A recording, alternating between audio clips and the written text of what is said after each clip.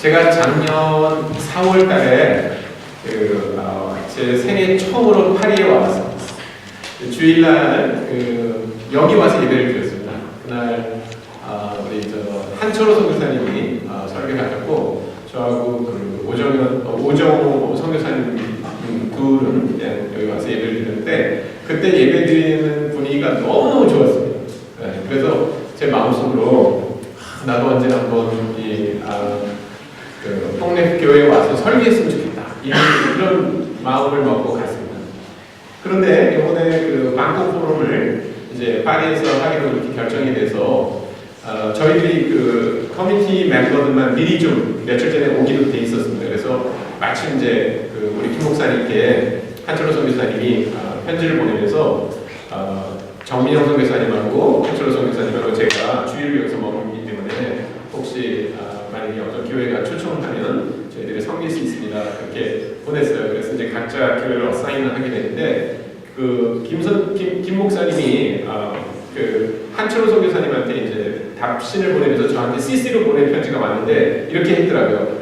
정민영 선교사님은 어느 교회로 갔습니다. 한철호 선교사님은 어느 교회에서 설교하기로 했습니다. 손창남 선교사님은 아무도 초청하는 교회가 없어서 우리 교회가 초청하기로 했습니다. 그래서 이렇게 안 팔리는 물건처럼 이렇게 왔다는데 저는 사실 내심 뽕네프 교회에 오고 싶었습니다. 그래서 저는 속으로 굉장히 안 팔린 게 다행이다 이렇게 생각하고 왔습니다. 근데 아침에 예배를 드리다가 우리 김 목사님이 말씀하시는 스타일이 뭐라는 걸 알게 됐습니다. 그래서 상처가 치유됐습니다. 상처를 받은 거였는데 저는 1990년에 인도네시아 선교사로 가서 2001년까지 그곳에서 사역을 했습니다. 제가 인도네시아에 가기 전에 한국에서 국립세무대학이라고 하는 곳에서 회계학을 가르쳤습니다. 저는 사실 교수가 되겠다고 하는 것보다는 인도네시아 선교사가 되겠다고 이렇게 기도하고 있었는데 대학원을 마치면서 마침 대학에서 이제 강의를 할 기회가 있었습니다. 저는 그렇게 오랫동안 한국에서 강의를 할 거라는 생각하지 않았습니다.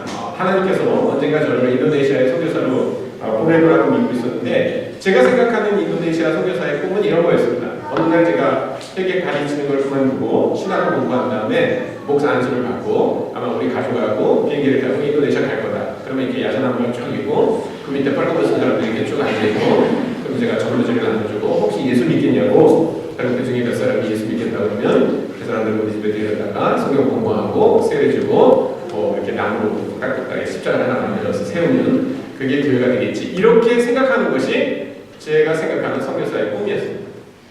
그러다가 87년에 제가 인도네시아 선교사가 되기 위해서 기도한다는 소식을 들은 어떤 분이 마침 인도네시아에 계신 선교사님 주소를 줘서 제가 그분하고 편지를 주고받기 시작했어요.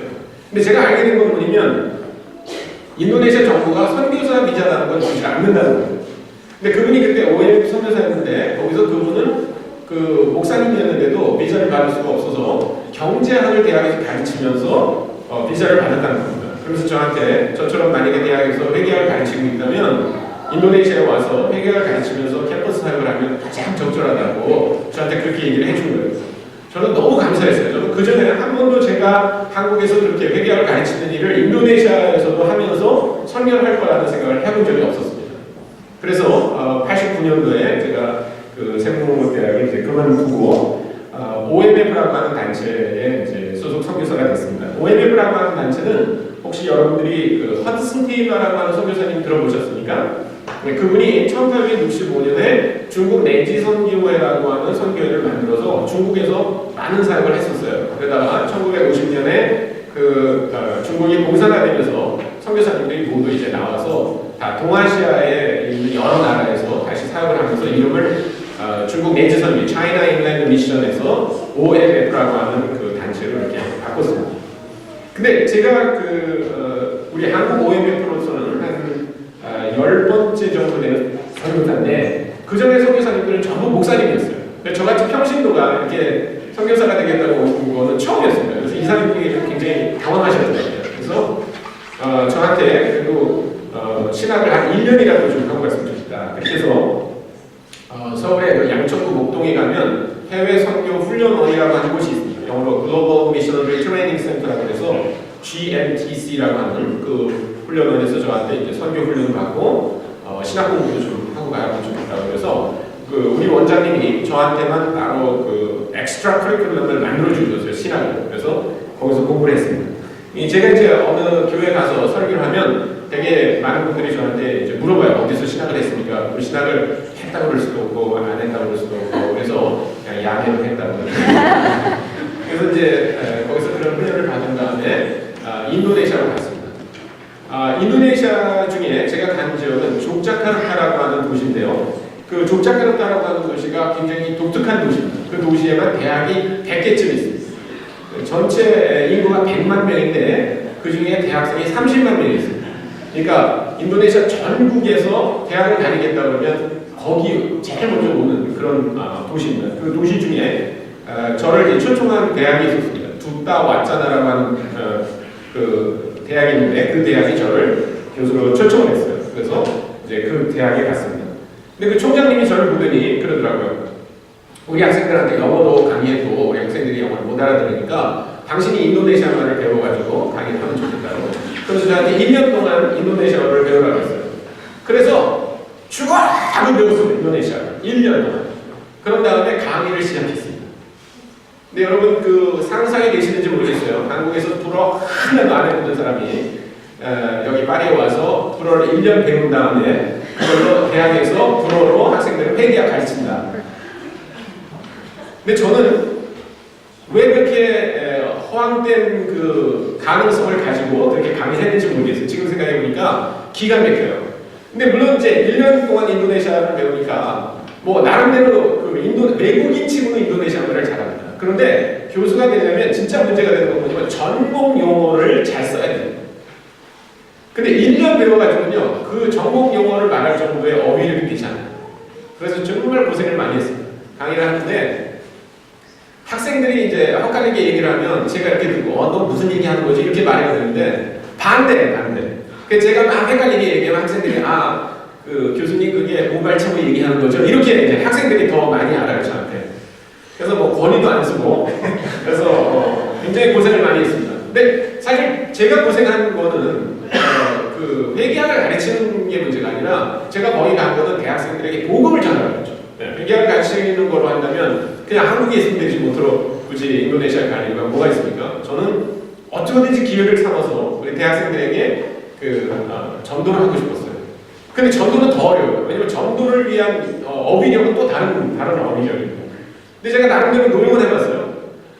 제가 세무대학에 있을 때 이제 우리 세무대학 학생들에게 전도하는 방법이 있었습니다. 그건 뭐냐면 커피 한 잔 사주면서 인생의 그 목적이 뭐냐 이렇게 물어보는 거예요. 그래서 이제 인생의 목적을 얘기하면 그거를 이제 이렇게 꼬투리를 잡아가지고 자꾸 질문하고 그래서 결국 너 인생에 아무 소망이 없다. 이렇게 말하는 게 이제 제가 가진 전략 방법이었어요. 그래서 이제 제 수업을 들어오는 학생을 이제 자세하게 꼬라가지고 내가 커피 사줄게. 그래서 이제 카페에 가서 커피를 마십니다. 그러면서 이제 이런저런 얘기를 하다가 제가 물어보는 거죠. 네 인생의 목적이 뭐야? 근데 문제는 그 학생들이 너무나 유창한 인도네시아 말로 자기 인생의 목적을 얘기해요. 못 알아듣겠어요. 제가 무슨 말을 하는지.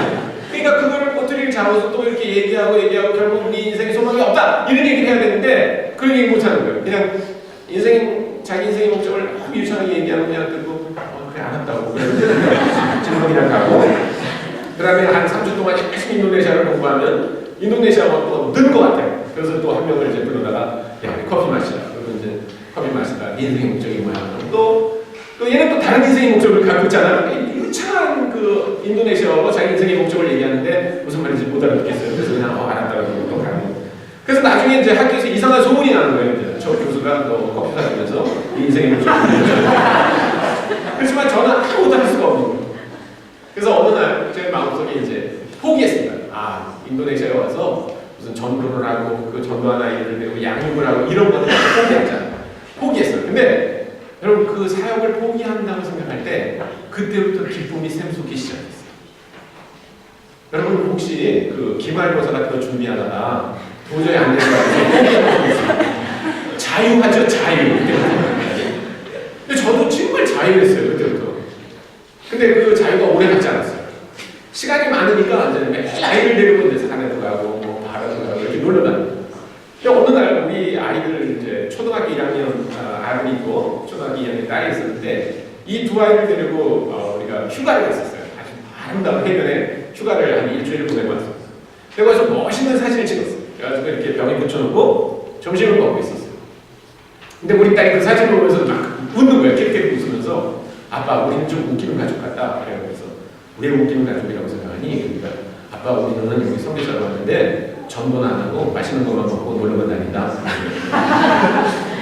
아 저는 그날 진짜 쥐구멍이라도 있으면 들어가고 싶은 심정이었어요. 근데 우리 딸이 무슨 뭐 선교를 완벽하게 이해해서 그런 말 한 건 아니고 나름대로 제가 이해는 되죠. 제가 세고대학 교수할 때 우리 집이 캠퍼스에서 한 걸어서 한 10분 정도 되는 거리에 있었는데 주말이면 늘 저희 집에 그 대학생들이 와서 성경 공부를 하는 거예요. 그래서 찬송도 부르고 성경 공부하고. 그래서 우리 그 111동 아파트에 있는 모든 아줌마들의 빅 퀘스천이 뭐였냐면 저 910호 아저씨는 뭐 하는 사람인가? 이게 그분들의 그 질문이었어요. 근데 이제 저한테 물어볼 수도 없으니까 그 초등학교 2학년 아니죠. 그때는 한 4살쯤 됐어요. 그러니까 한 4살, 5살 되는 우리 딸아이가 지나가면 물어보는 거죠. 니네 아빠 어디 다녀? 이제 그분들의 질문은 뭐 니네 아빠가 혹시 무슨 수원시청을 다니냐, 경기도청을 다니냐, 삼성전자를 다니냐 이런 거를 묻고 싶은 거예요. 근데 우리 딸이 그 나이에 우리 아빠가 국립세고대학의 조교수인데 이런 말을 할 시력이 안 되니까 기껏 안 되는 게 우리 아빠 학교 다녀요 이렇게 말해요. 그럼 이분들이 더 궁금해지죠. 그래서 물어보는데 네 아빠 학교 가서 뭘 하냐? 우리 딸이 뭐 제가 대학에서 연결재무제표를 가르치는 걸 알겠습니까? 국제조세를 가르치는 걸 알겠습니까? 그건 모르니까 기껏 안 되는 게 우리 아빠는 학교 가서 성경 공부해요 이렇게 말해요. 왜냐면 학생들 데리고 늘 집에서 하는 게 성경 공부거든요. 그러니까 우리 동네 아줌마들은 전부 제가 전도사인 줄 알고 신학교 다니고 어느 교회 총연구 담당 전도사더라 이렇게 다 알고 있었어요.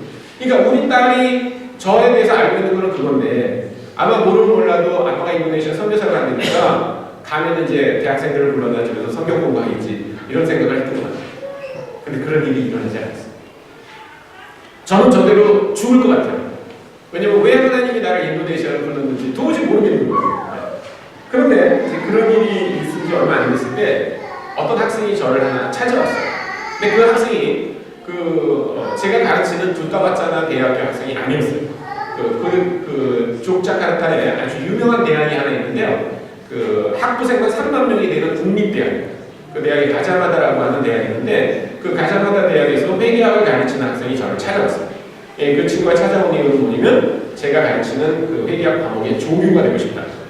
그래서 제가 물어봤습니다. 여기 회계학을 가르치는 다른 교수가 많은데 왜 내 조교가 되고 싶어 하냐 그랬더니 이 학생 얘기가 당신은 외국인이니까 영어를 할 줄 알지 않습니까? 그래서 제가 만날 때마다 영어를 좀 하고 싶습니다. 이렇게 저한테 얘기했어요. 그래서 너무 이 학생이 아주 좀 귀하게 생각이 됐습니다. 그래서 다음 주에 이제 우리 집에 놀러 오라고 했어요. 그랬더니 제 친구 한 명 되는 거예요. 그래서 이 친구도 이제 그 가자마다 대학에서 경영을 공부하는 친구인데 이 친구도 영어 하는 걸 굉장히 좋아하는 거예요. 그래서 제가 물어봤습니다. 혹시 여러분 친구 중에 이렇게 외국 사람을 만나서 영어를 배우고 싶은 사람이 많이 있대요.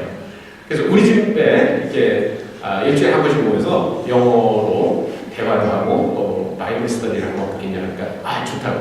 그래서 우리 집에서 이제 바이블 스터디를 하기로 시작했습니다.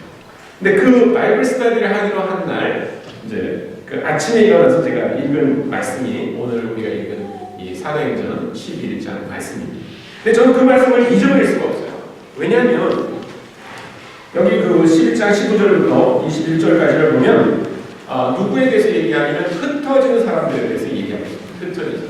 근데 이 사람들이 왜 흩어지게 됐냐면 거기 그 스테반이라고 하는 집사가 이제 돌에 맞아서 순교를 하고 유대인들이 거기에 더 힘을 얻어서 예수 믿는 사람들을 이렇게 잡아 죽이자라는 결심을 그 앞에 맨 앞장서서 이제 다닌 사람이 나중에 사도 바울이 된 사울이 이런 사람들이 열심히 예수 믿는 사람들을 쫓아다니면서 감옥에 가거나 아니면 돌을 던져 죽이거나 하는 그런 일을 하고 있는 이때에 이 사람들이 그 핍박을 피해서 도망가고 있다는 것입니다.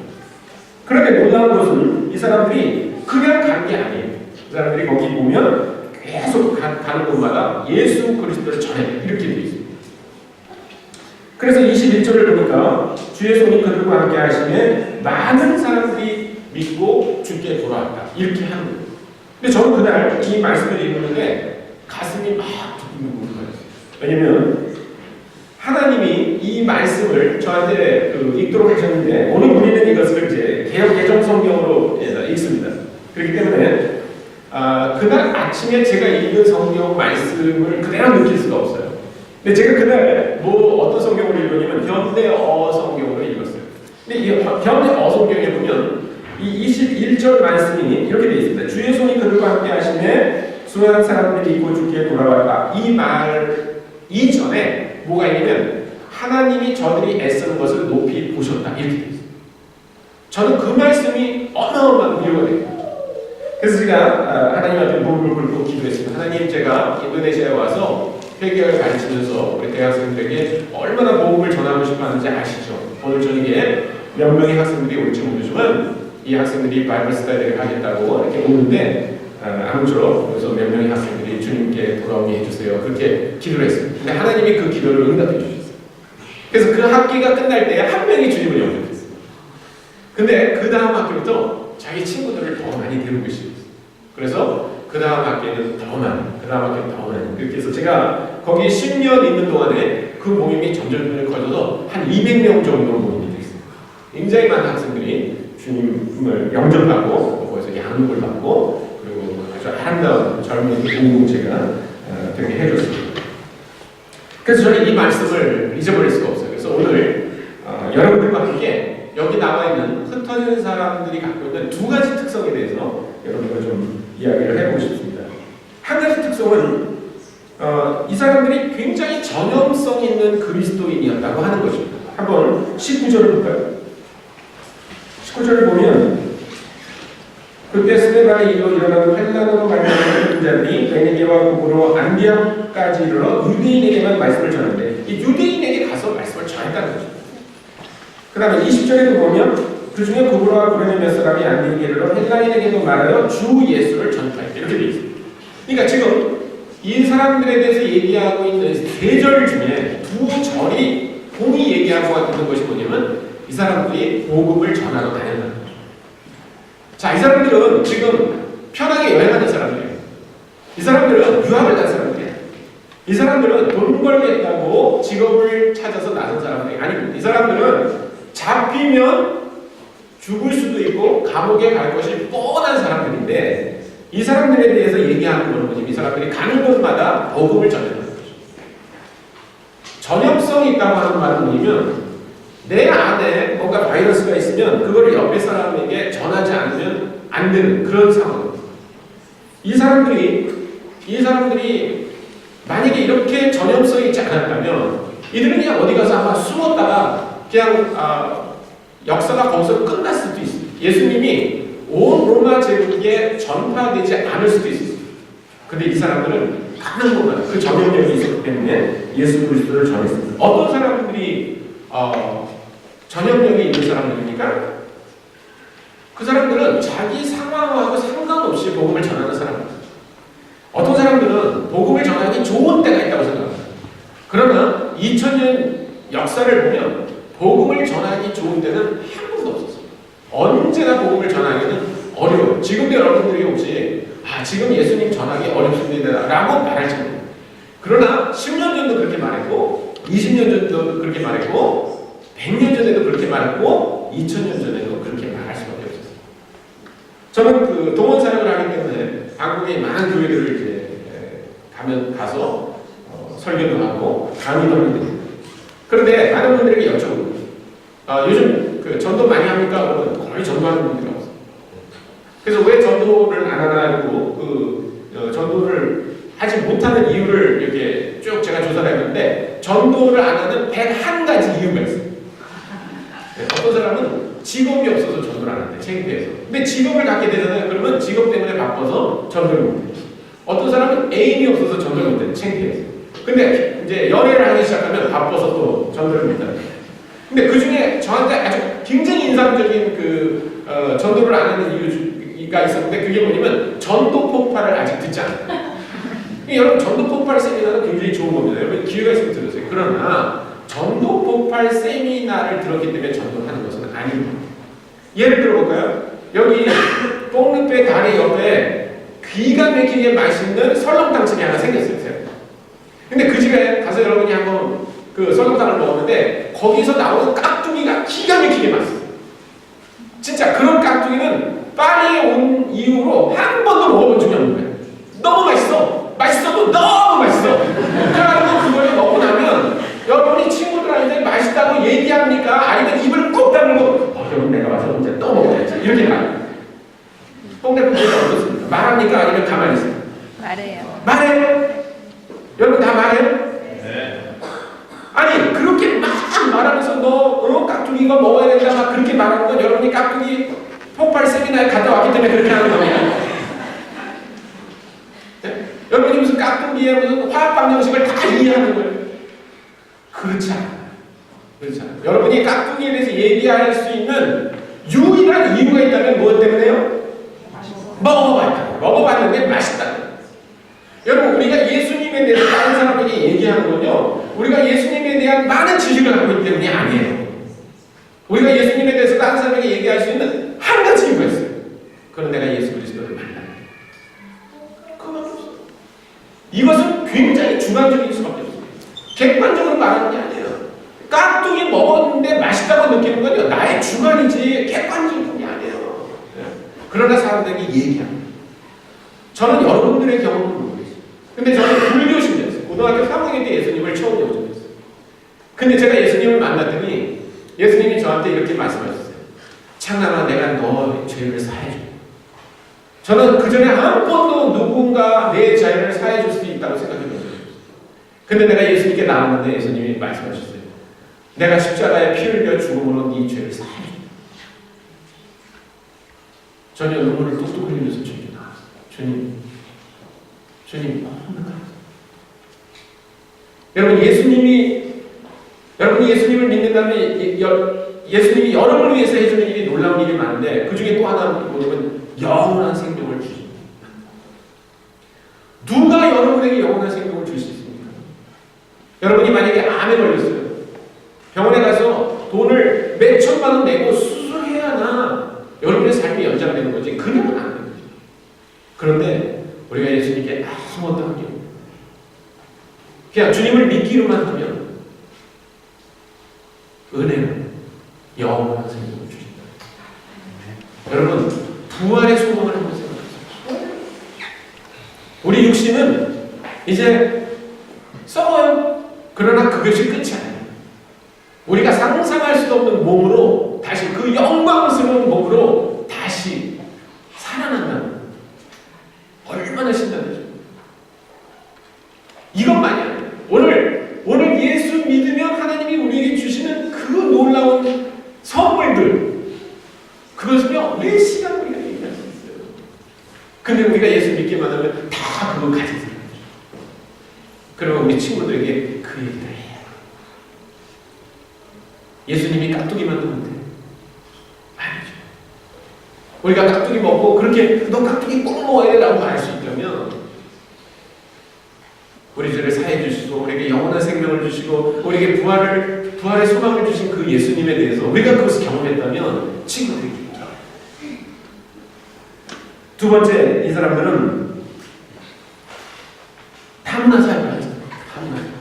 여기 한번 19절을 보겠습니다. 19절에 보니까 이 사람들이 흩어진 자들이 베니게와 고브로와 여기까지로 유대인에게만 말씀을 전합니다. 이 사람들은 유대인이었어요. 그래서 안디옥이라고 하는 먼 도시까지 갔지만 여전히 자기 동족인 유대인들에게만 복음을 전했다는 거죠. 그런데 20절에 와가지고요. 20절에 보세요. 안디옥에 이르러서는 이 사람들이 안디옥에 이르러서는 헬라인에게도 말하여 주 예수를 전파했다. 이게 놀라운 거죠.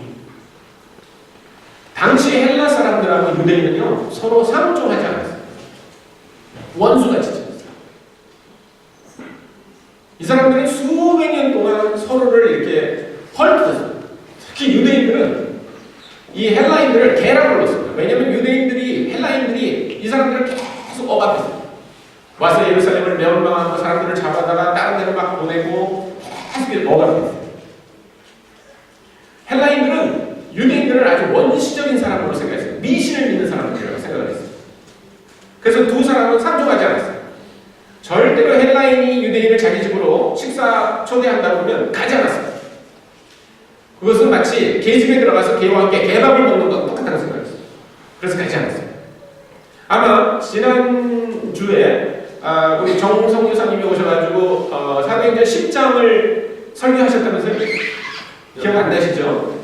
괜찮아요. 네, 아마 다음 주에 제 설교도 생각 안 나실 거예요. 거기에 무슨 얘기가 나오냐면 베드로가 고넬료네 집에 가는 얘기가 나옵니다. 그렇죠? 기억나시죠? 날 것 같아요. 그런데 제가 여쭤보고 싶은 거는요, 하나님이 고넬료 보고 베드로를 데려오라고 했습니까? 아니면 하나님이 베드로에게 나타나서 고넬료의 집에 가라고 했습니까?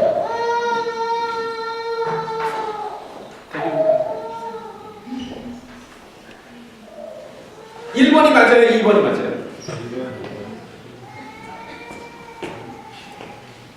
놀라운 거는요, 하나님이 고넬료에게 베드로를 데려오라고 했다. 하나님이 베드로에게 고넬료의 집에 가라고 하지 않았어요. 왜 그런지 아세요?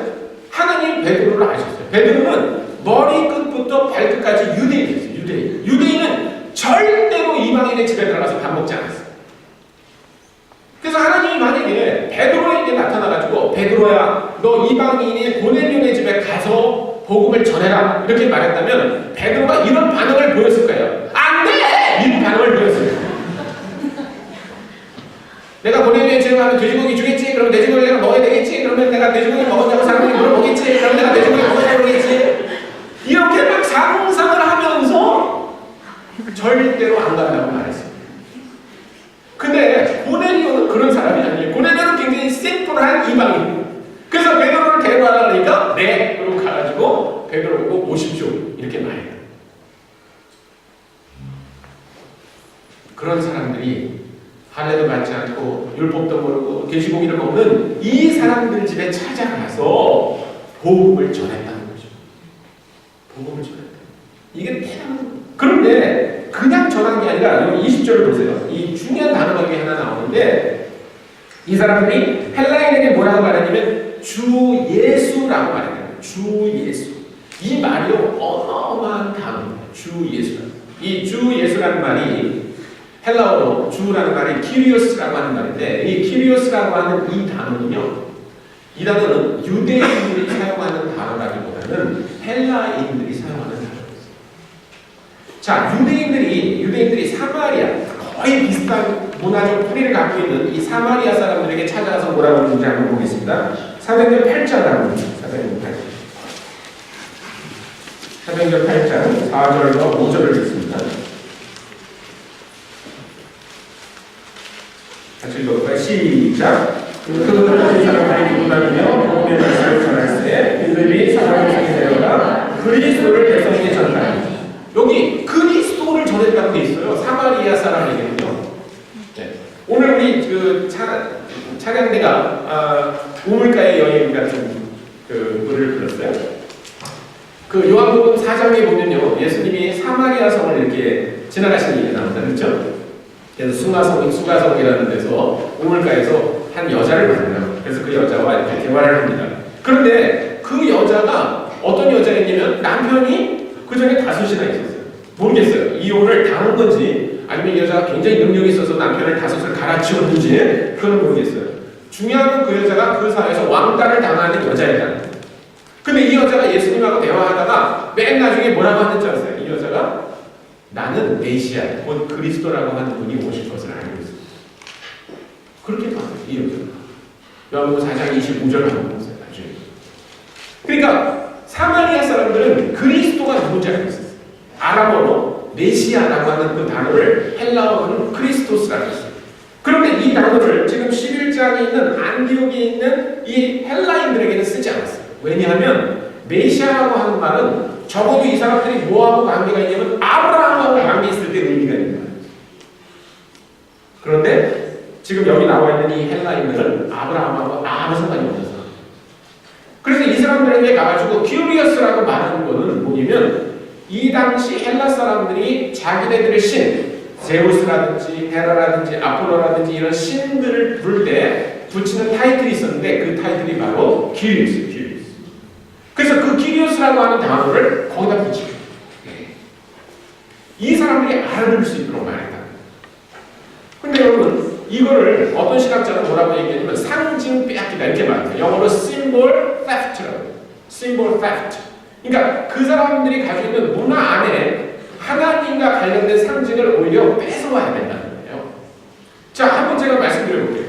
우리나라에서는 하나님을 가시라고 하지 않아요. 불어는 뭐라고 부르는 하나님? 네? 집. 뭐래요? 모르겠는데요. 우리나라에서는 하나님이에요. 하나님. 그 하나님이 언더우드가 모시고 왔어요? 아니면 조선시대부터 계셨어요? 그 하나님은 언더우드가 모시고 왔어요? 아니면 조선시대부터 계셨어요? 몰라요? 거기 하나님 계셨어요. 하나님을 선교사가 모시고 온 게 아니에요.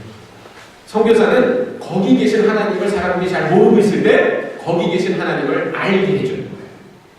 그렇죠? 이 사람들도 마찬가지예요.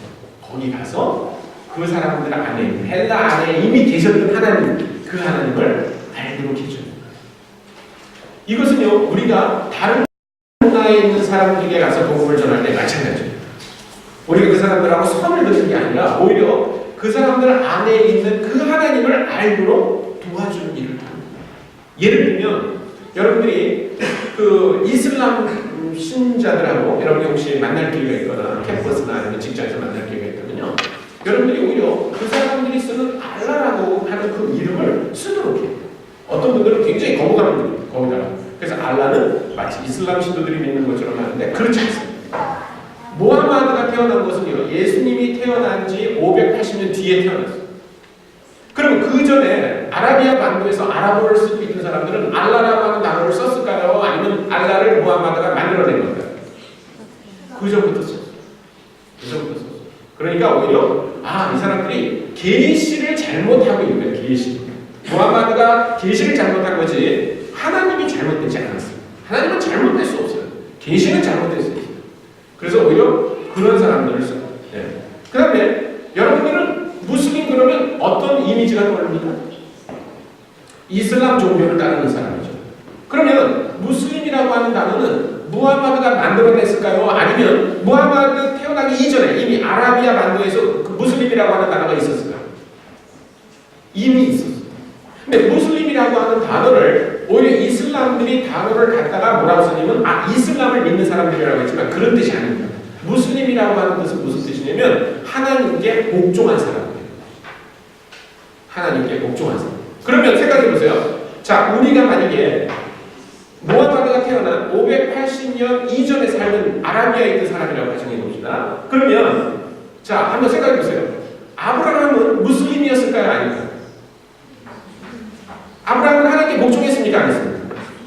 복종했어요. 복종하지 않았다면 어떻게 하나님이 네 본토와 아비 친척집을 떠나 내가 지시하는 땅으로 가라 했을 때 갔겠어요. 그렇죠? 그래서 그런 의미에서 아브라함은 무슬림이었습니다. 무슬림. 자, 모세는 무슬림이었을까요? 아니었어요? 무슬림이었어요. 예수님은 무슬림이었을까요? 아니었어요? 예수는? 아니 좀 대답 좀 해보세요. 이제 끝납니다. 설교가 없거든요. 무슬림이었을까요? 아니었어요? 무슬림이에요. 우리 김 목사님은 무슬림일까요? 김 목사님은 하나님께 복종한 분이에요. 무슬림 맞아요. 저는 무슬림일까요? 무슬림. 여러분은 무슬림일까요? 무슬림. 그러니까 만약에 무슬림 친구가 와가지고 너 무슬림이냐고 그러면 그렇다고 했어요. 아니라고 생각하고 그렇다고. 그럼 만약에 너 그럼 이슬람을 믿냐? 그럼 뭐라고 해요? 아니라고. 나는 예수님을 믿는다고. 그렇지만 나는 하나님께 복종한 사람이에요. 그렇게 해서 대화를 해요. 대화를 할 수 있어야지 거기다 오히려 선을 그으면 안 돼요. 이 사람들이 이렇게 하고 세상을 다니면서요. 로마 제국 전체를 복음화시킵니다. 많은 사람들은 사도 바울이 로마를 복음화시켰다고 생각하는데 그렇지 않습니다. 사도 바울이 간 지역을 사도행전을 공부해 보시면 6군데만 갔어요. 어디로 갔냐면 수리아와 길리기아와 갈라디아와 아시아와 마게도니아와 아카야 그 지역만 갔어요. 딴 지역은 안 갔어요. 사도 바울이 로마에 가기 전에 로마서를 썼어요. 근데 그 로마서 위해서 쓴 거냐면 로마에 있는 성도들을 위해서 썼어요. 그 얘기는 뭐예요? 사도 바울이 가기 전에 이미 로마에 누군가 가서 복음을 전했다는 거예요. 누가 전했을까요? 흩어진 사람들이. 이 사람들이 전 세계를 돌아다니면서 복음을 전했어요. 그 결과 로마는 100년이 안 됐을 때 곳곳마다 교회가 생겼어요. 제가 기도하는 것은 여러분들이에요. 여기 파리에 가는 건 다 이유가 있어요. 그렇죠? 그러나 여러분들의 처지가 혹시 어렵더라도 여기 나오는 흩어진 사람보다 더 어려운 사람은 없어요. 근데 이 사람들은 세상을 바꾸고 여러분들이 여기 공부를 하러 오셨든 직업 때문에 오셨든 아니면 다른 어떤 이유로 오셨든 간에 여러분 주변에 있는 사람 한 사람이 이 사람들처럼 그렇게 복음을 전했어요. 그러면 예수님이 우리에게 말씀하십니다. 오직 성령이 너에게 임하시면 너희가 권능을 받고 예루살렘과 온 유대와 사마리아 땅끝까지로 내 증인이 되리라고 한 그 말씀이 이루어질 거예요. 그리고 하나님의 나라가 빨리 올 것입니다. 기도하겠습니다. 하나님 아버지 감사합니다. 오늘 저희가 주일에 이곳에 모여 주님을 경배합니다. 주님이 우리로부터 찬송의 영광을 받으신 거죠. 온 민족을 주님 불러서 영광과 찬송을 받으실 줄 믿습니다. 하나님, 이 사도행전 11장에 나오는 흩어진 사람들이 자기의 처지를 생각하지 않고 가는 곳마다 예수 그리스도를 전하고 또 유대인뿐만 아니라 헬라인들에게 가서 주 예수라고 전함으로 말미암아 로마 전역에 있는 사람들이 결국은 예수를 주로 고백했던 것처럼 우리 뽕레배 교회를 주님께서 사랑해 주시고 이곳에 많은 성도를 보내주셨는데 우리도 이 흩어진 사람들처럼 그렇게 전형성 있는 사람 또 인종과 문화를 넘어가는 사람들이 되어서 그 예수 그리스도의 지상 명령에 순종하는 사람들에게 하여 주옵소서. 감사드리며 우리 구주 예수 그리스도의 이름으로 기도했습니다. 아멘.